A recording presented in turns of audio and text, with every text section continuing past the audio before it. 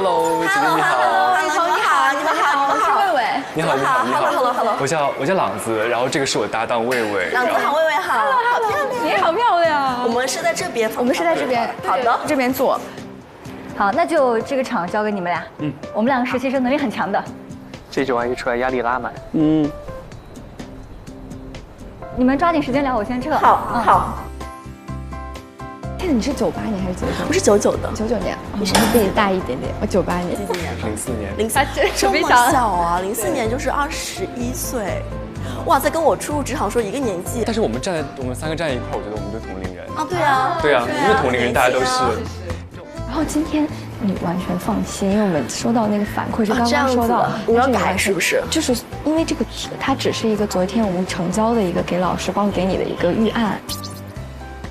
然后我们约定一个小的，如果你但凡觉得不太那个，你就给我一个 wink。我说我不太想聊，我就突然突发恶疾，我相信你哦，把我自己交给你了，必须的，信我。对，相信他就好。他们真的其实年龄相仿，经历相似，很多共同语言。那你呢？我会旁听。哦，旁听，对，被记录。对，是的。哦耶，把朗子放在。记录一下采访前的感受是什么？准备好了吗？准备好了。准备好了，那我们等一下，坐一下先。开始了是不是？好，那我们调整。那我们休息一下，缓一下。休息一下，缓一下。大家深呼吸一下，不用紧张。孟雨桐真是连造型跟她刚出来的时候变化都挺大的。但她走进来那一下，我一晃神都没有太认出来。红气养人，造型变化挺大。最初的那个公众印象还是校园气，马尾高马尾那个状态。毕竟也长大了。现在已经是霸总 style 了。对。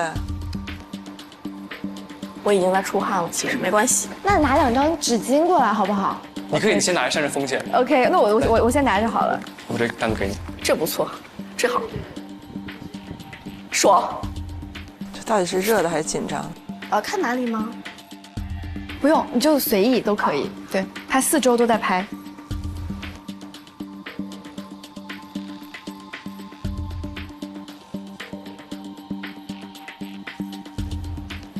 准备开始了。好。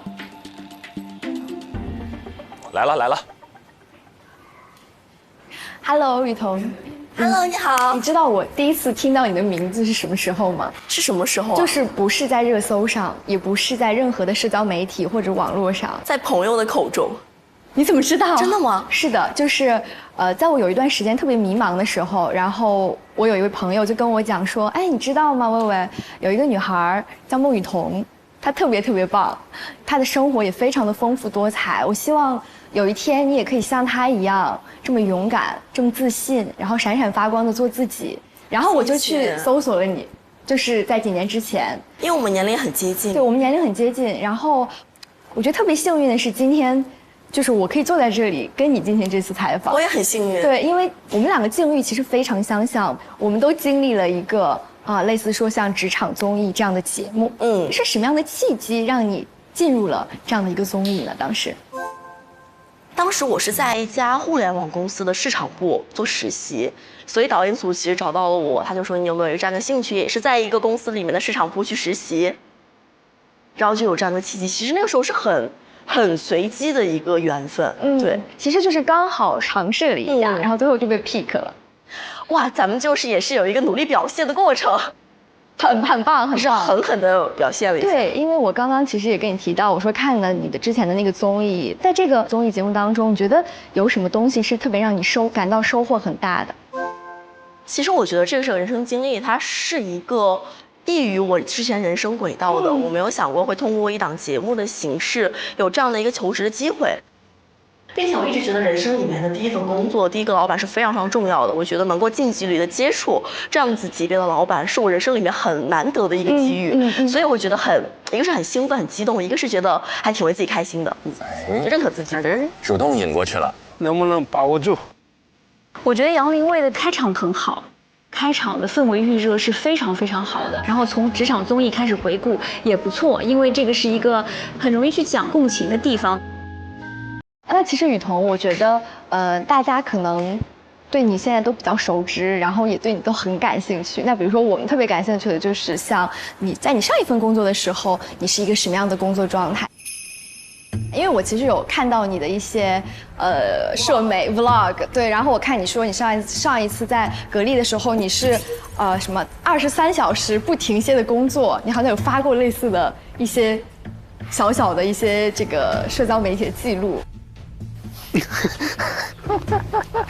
朗子，看他怎么回。wink 这个 wink 了，wink 了自己。进格力之后这段经历就是大家最想了解的，但是我就不知道有些问题他能不能回答。因为其实这份职业我在刚刚进入的时候还真的蛮好奇的，因为我觉得它是一个非常有神秘感的，可能日常没有太多机会接触到的职业，所以当时的时候其实还真的觉得蛮兴奋的，因为其实我的工作的内容可能完全就是根据我的老板来安排，可能每一天都是开盲盒的感觉，你并不知道今天会面临什么样的挑战。你就是去了之后，收到任务，开一个盲盒，然后再收到一个任务，可能收到一个隐藏的盲盒，这样子，然后不断的去攻克关卡，然后挑战自己的过程，我会觉得还蛮好玩的。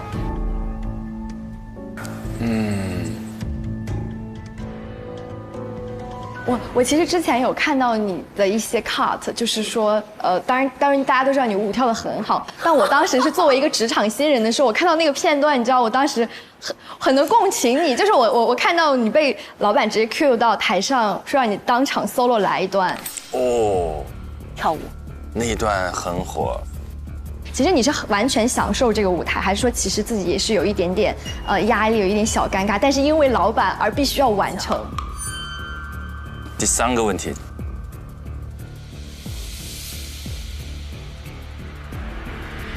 我跟你讲，我现在看到那个视频，我都尴尬的不敢点开。我说怎么有一个人可以艺成这个样子啊？然后在那边就是自己大跳特跳。然后我现在看到那个视频，我觉得好尴尬，我压根不敢点开。我会觉得这个人当时在干什么，又不能理解当时自己在干嘛，你知道吗？就会有这种状态。这朗子就怕旁边有个煽风点火，点赞机器，赞，继续。那你当时的时候其实也是稍微有一点尴尬，但是就是要完成这个任务。我也不太记得了，因为我感觉我好像跳了蛮多次的。对，跳了蛮多次的。对，然后我已经好像回看当时的那个过程，会觉得自己还挺搞笑的，就是一个很搞笑的小女孩，就觉得还蛮有意思的。对。就我觉得这问题还蛮温和，这很温和，很温和，这有什么不能讲的 ？OK， 那好，接下来我就疯狂 OK。哇塞，不行，我现在给你定了个基调，就 OK， 然后慢慢越来越尖锐，越来越尖锐，我们慢慢来。想问一下，因为你刚刚其实也提到自己很喜欢市场营销相关的工作，那之前的那份工作相信也是带给你收获满满的。那其实当时拿到这样的一个很不错的工作的机会，然后又做的是你比较相关、比较喜欢的市场相关的工作，其实大家对你的期待啊，包括赞许都很大。那为什么当时选择了可能去做另外一份看起来不太一样的工作？好，要到了。这个当中的一些转变和心路历程方面，跟我们分享一下。不太一样是指现在这份工作？对对。哦，我懂了，就是为什么有这样的转变？对。为什么离开？关键的问题来了，就孟雨桐跟董明珠之间，之所以引发这么大的争议，这背后，发生了什么？有没有一些什么深层次的原因？发掘一下。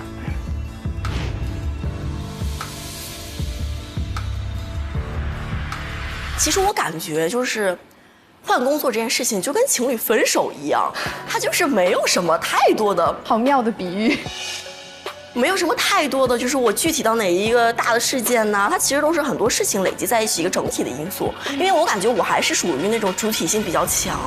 所以你是根据感觉去觉得我当下可能要做出一些调整，所以我进行，我并没有说完全理性的去分析。是的，利弊1、2、3、4。对，很巧妙的回避了这个问题，用了一个纯类比来回答。我不会这种，我不会就分析啊，这个是多少分，那个是多少分，然后这个东西给我带来了什么，那个东西带来了什么，我感觉我没有这个过程，没有，我是遵循内心感受，遵循自己内心的感受。对。就是这个太典型了，它端在那儿，就是必须要把它拽下来的。哎，你们怎么判断它是端着的？它没有任何具体的事实。全是类比，全是比喻。懂我的意思吗？我会觉得我还挺能够感知到自己内心真实的想法的，我比较尊重和愿意去善待自己吧。那我觉得如果当时有这样的想法，那一定是要去听从自己内心的声音。那之前我们其实了解到，你上一次说毕业这件事情，其实是在离开上一家公司，就是毕业前。哦，我当时用的是毕业，是不是？我觉得这个词非常可爱。我都忘了。对我一直有在关注。都忘了。对，然后我们想跟你了解一下，当时毕业前夜你是一个什么样的心情？还是说其实这件事情就是很自然而然、很平静的就发生了？刚才讲的，其实我觉得它就是一个，就是比如说情侣分手啊，类似这种选择，它其实是很多事情因素夹杂在一起，它不是说有一个非常强大的事件成为一个导火索，或者说是有一个很重要的节点，我觉得这是没有的，是一个自然而然的过程。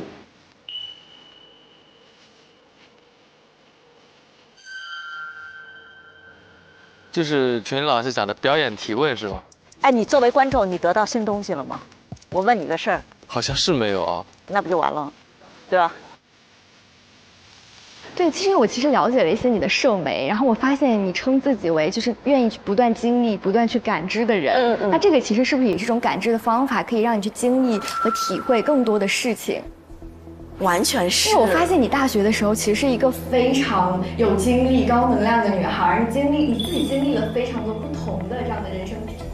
孟雨桐讲到她自己主体性比较强的时候，实际我觉得再往下是有口子的，但是杨林伟一下子给截过来自己一长段的话，认为最后变成对方认可杨林伟说的东西，很宏观的，或者说可能有刚才错过了，大家只关心外界。那像你之前提到的15分钟的这个事情，其实你的15分钟已经到来了，很棒。有没有一些自己的建议给到现在大家还没有来临15分钟的同学们？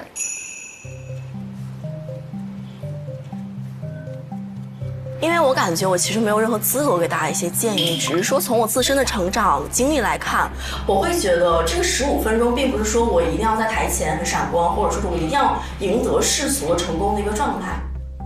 其实就是你在做自己感兴趣的时候，一些事情你获得正反馈的过程。那自然而然在这个过程当中拥有一个什么样的结果，其实就是一个顺其自然的事情。很简单的一点，你看他回答的时候，他一直在斜着眼睛，他其实是在警惕嘛。你正常说话的时候，我要真诚坦诚的话，不应该直视吗？他绷紧的。我是觉得他有防御的时候就会偏开，身体的逃离。那我们回到刚刚说那个职场的部分，我觉得大家都还蛮感兴趣的，因为你提到你的名字，可能大家与之而来的必然会联想到另外一个名字。哇，这个时候进入战斗状态了吧？微微一笑。那你觉得你的前老板他是一个什么样子的人？这个挺好的，这个挺好的。杨林卫其实是有意识的，话题聊走之后，他又给聊回来了，这点我觉得不错。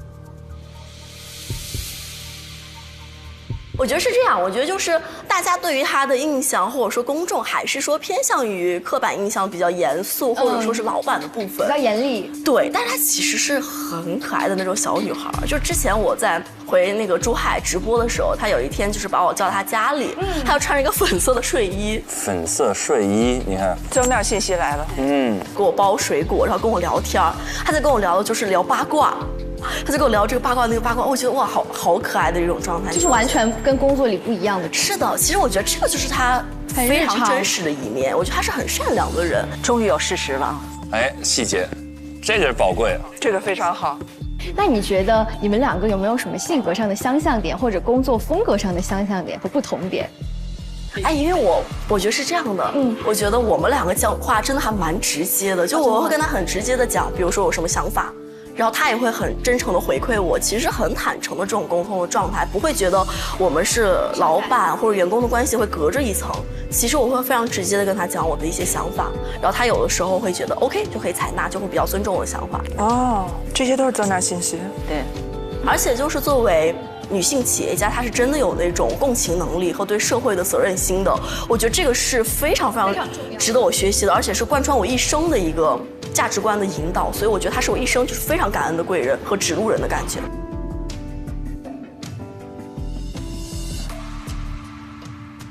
对，像你刚刚提到的，其实我也是想跟你去探讨的，因为其实我觉得你的前老板他在各个方面其实还是蛮赞赏你的，尤其是当时还给到你接班人这样的 title， 其实我觉得这是一种期待和期许，对不对？也是对你很高的一个赞赏。那我们其实是想问一下，当初你会觉得就现在来看的话，你会觉得遗憾吗？因为网络上其实会有一些声音，会觉得或许你留在这个行业深耕下去，你会成为第二个或者说更优秀的一位女性企业家。哇，这个问题蛮尖锐，上了一个高度，上了一个难度了。呀，你可以对我 wink。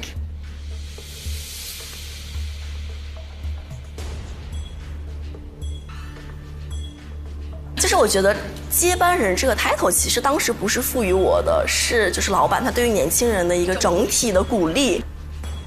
公司很愿意给年轻人平台和机会，让你去发挥自己的长处。但是我觉得我说白了，我还是一个比较就是在意自己的内心的感受的人。我会觉得只要我产生了这样的想法，那任何事情是大家可以去沟通的嘛。好聪明呀，这个回答。他应该这个问题他面临好多次了，都应该。可能在我的这个框架里面，我自己的价值体系里面，我其实非常知道我自己喜欢做什么，想要什么。那我其实只看到这个部分就好了。很自然的屏蔽到一些事情，可能会让我更专注在我自己想要做的事情上面，其实就是自然而然的这样的一个选择。自然而然就自己做了，其实遵从自己内心的一个决定。那可能说像外界的一些声音，可能别人的评价只是一种他们自己认可的维度。又错过了，大家会关心外界的事情。我觉得他比和易立竞老师那次是有进步。那不一样，完全不一样的气场啊！他现在有主场感，但是说太多了。但是他们那天就是为了气我。接下来，其实我有一个小小的问题，我觉得是我们俩其实都会面临到的。他自己知道问到不重要的问题，所以他都放松了，可以换着讲。他就知道这难关已过，太可爱了。像初入职场的一些年轻的女孩子们，其实有的时候可能会遇到一些职场上不公平的对待，或者是另外的一些不同的声音。在面对这些的时候，你是怎么处理的，或者你是怎么样去调试自己心态的？其实，首先，我觉得我真的是非常幸运的那一个了，一直被大家鼓励和关爱着。对，可能如果没有这样一个互联网做一个势能的放大，那我可能接触到的人都是有限的。但是正是因为有了互联网，我接触到的评价和认识我的人会更多。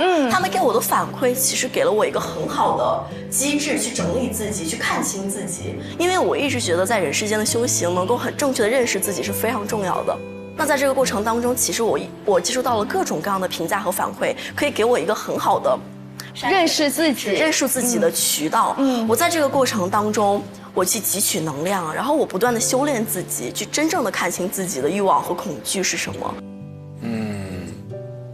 然后我自己其实有一个排解的方法，就是我让这个痛苦穿过我自己，然后我就去做一些让我快乐的事情就好了，然后我就可以很快的转移注意力。因为我是一个忘性蛮大的人，我不会一直在反刍那个痛苦，或者是陷入一种漩涡里面，我很容易让这个东西穿过我的身体，然后打开散掉，然后我走出去，然后感受到更多的新的能量进来，其实这个事情就会被自然而然的稀释掉和化解掉。